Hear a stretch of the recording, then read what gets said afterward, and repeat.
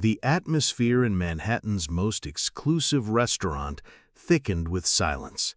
Cutlery paused mid-air, eyes fixed on a tiny, trembling figure. 10-year-old Lucas Montgomery, legs trapped in braces, extended his hand toward Diana Johnson, the only black waitress, as a soft piano melody floated through the air. Manager Thornton snapped, "Sir, control your son. This isn't a dance hall." Richard Montgomery, the billionaire father, tensed. This was his first public dinner with Lucas since the accident ruined his son's mobility. He whispered harshly, "Lucas, sit down." The hand stayed suspended. Diana paused. Invisible in that world, she froze, then removed her apron and accepted the invitation. "I can't dance in an apron," she said softly, taking Lucas's hand. No guidance, no rushing, just matching pace. The braces screeched across the floor. A woman whispered, "She'll be fired tomorrow." But in that moment, Lucas's fear transformed into focus, his shame into quiet pride. He was leading. An urgent voice from the manager shattered the moment.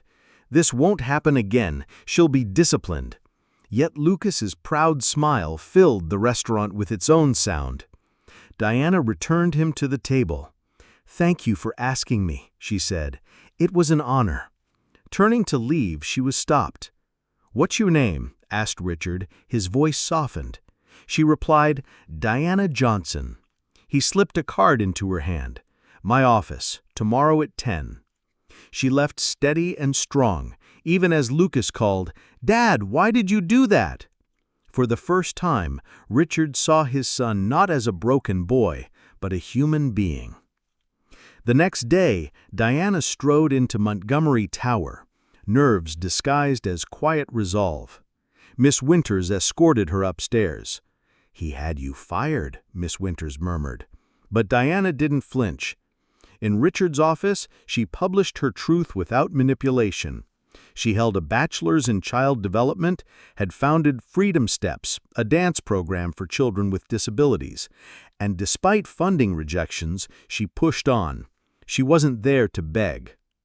He offered her a job as his son's therapeutic companion, with a salary 5 times more than she was making. She said no. "I don't work for people who see me by my color or class." Diana placed a business card on the desk. "Freedom Steps, first class free." Days later, the Bentley pulled up outside the center. In walked Lucas and then Richard. Diana's years of work, hidden under a broken chair at home, were revealed. The restaurant incident wasn't planned, she said. It was opportunity meeting readiness. At that moment, Richard saw not a PR stunt, but a movement. At that studio, kids with mobility aids danced freely to a light rhythm. Richard saw structure in chaos. When Lucas removed a brace and took a shaky solo step, the room cheered. Tears crept into Richard's eyes. "It's not perfection, it's first steps on your own," Diana whispered. That sparked Richard's transformation. Under the press's scrutiny, Richard, even cornered, chose humility. "When we're wrong, we stay silent," he admitted. He pledged to fully fund Freedom Steps for 5 years, under one condition: Diana would retain complete autonomy. Permission signed. Bulldozers rolled and new hope rose with Freedom Steps' new center. Richard surprised everyone by attending board meetings and learning neuroplasticity at 50. Lucas, healing faster than predicted, balanced on a single crutch. Diana triggered policy change, not pity. 6 months later, children danced across a light-adapted studio. Lucas led them with strength and grace. Richard turned to Diana. "Thank you for teaching me to follow." He watched Lucas help a younger child. "The greatest lesson?" a reporter asked. He replied, "True leaders aren't those who command. They're those brave enough to follow a better way."